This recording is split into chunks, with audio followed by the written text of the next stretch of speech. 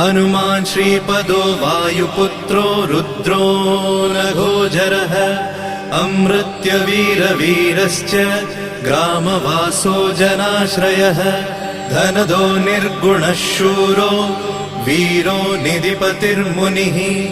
पिङ्गाक्षो वरदो वाग्मी सीता शोकविनाशकः शिवः शर्वत्परो व्यक्तो व्यक्तो धराधरः पिङ्गकेशः पिङ्गरोमा श्रुतिगम्यः सनातनः अनादिर्भगवान् देवो विश्वहेतुर्जनाश्रयः आरोग्यकर्ता विश्वेशो विश्वनाथो हरीश्वरः भर्गो रामो रामभक्तः कल्याणप्रकृतिस्थिरः विश्वम्भरो विश्वमूर्तिर्विश्वा